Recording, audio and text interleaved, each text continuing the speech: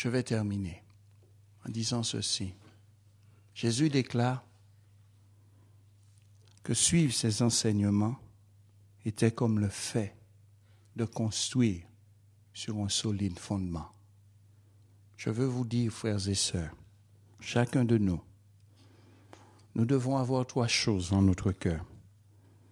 Si tu as le désir, première chose, le désir, l'envie très forte de grandir dans ta foi, ta croissance se produira. Mais si tu n'as pas ce désir, tu n'auras pas de croissance dans ta foi. Si tu viens à l'église comme ça et tu n'as aucune envie, aucun désir de croître avec Dieu, il n'y aura rien. Si c'est ta petite clope qui te plaît, si c'est ton petit cinéma qui te plaît, si c'est bien d'autres choses qui te plaisent, tu ne croîtras pas avec Dieu. La deuxième chose, il faut le temps. Les fondations instantanées n'existent pas. Seulement la discipline quotidienne du temps passé avec Dieu, dans les affaires de Dieu, qui font qu'un homme, qu'une femme réussissent. La troisième chose, il ne faut jamais t'écarter du plan, jamais t'éloigner de Dieu, jamais donner du repos à ton âme.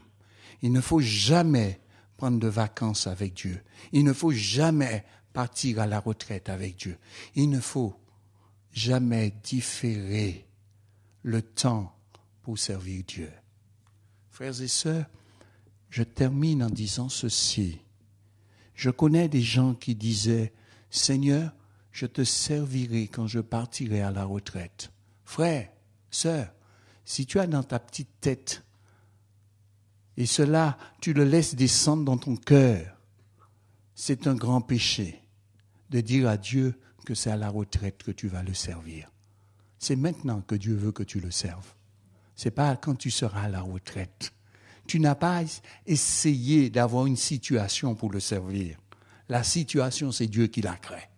Parce que si tu attends la retraite pour servir Dieu, c'est que tu n'as pas confiance en Dieu. Et là, tu peux mettre tout derrière, tout ce que tu veux. Seigneur, quand je serai riche, c'est à ce moment que je te servirai. Quand je gagnerai au loto, entre guillemets, c'est parce qu'il y a certains chrétiens qui me disent, pasteur, quand je vais gagner au loto, je donnerai la dîme, comme ça je vais pouvoir acheter l'église que vous avez besoin. J'ai dit, ouais, c'est ça. Non, mais je dis comme cela, et cela vous fait rigoler. Mais c'est vrai, il ne faut jamais s'écarter du plan. En fin de compte, frères et sœurs, la sagesse veut que tes fondations, je peux te le terminer en disant ceci, en te rappelant les différents points que nous avons considérés ensemble ce soir. Tes fondations sont-elles construites sur la personne de Jésus-Christ? Toi seul, tu peux répondre. Est-ce que tu peux dire, Jésus, j'ai confiance en toi? Qu'exigerait de toi l'approfondissement de la relation avec Dieu? Qu'exigerait de toi l'approfondissement de ta relation avec Dieu? Es-tu disposé à procéder aux changements nécessaires dans ta vie pour répondre à l'appel de Dieu? Tu as besoin d'avoir le désir, tu as besoin de travailler avec le temps et tu as besoin de ne pas t'écarter du plan. Voici, en quelques mots, bien que je ne me sentais pas beaucoup disposé, ce que je voulais vous partager ce soir. Plus que jamais, nous sommes proches du retour de Jésus. Et nous avons besoin de considérer sur quel fondement nous sommes bâtis. Frères et sœurs, ce soir, monsieur, madame, est-ce que vous avez fait de Jésus votre Seigneur et votre Sauveur personnel? Est-ce que Jésus est le seul, comment je pourrais le dire, le seul être de votre vie, la seule personne importante de votre être? Est-ce que chaque matin, chaque soir, vous pouvez lui dire, Jésus, tu sais, tu es plus important pour moi aujourd'hui encore. Est-ce que vous pouvez dire, pasteur, moi je n'ai pas encore accepté Jésus. Je veux le faire ce soir. Peut-être vous l'avez fait, mais vous voulez dire, pasteur, moi je veux tout donner à Jésus.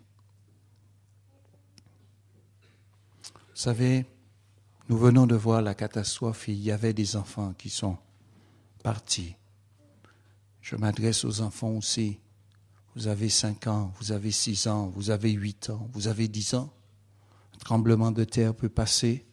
Si vous n'avez pas accepté Jésus, où vous allez? Ce n'est pas parce que papa chante à la chorale. Ce n'est pas parce que papa est pasteur, maman est diacre ou diaconesse ou je ne sais. Ce n'est pas parce que maman passe le balai à l'église que vous êtes sauvés. C'est parce que vous avez fait un choix pour Dieu. Et ce soir, est-ce que vous avez fait ce choix pour lui? Est-ce que vous allez dire à Jésus, Jésus, je te donne mon cœur? Prions le Seigneur.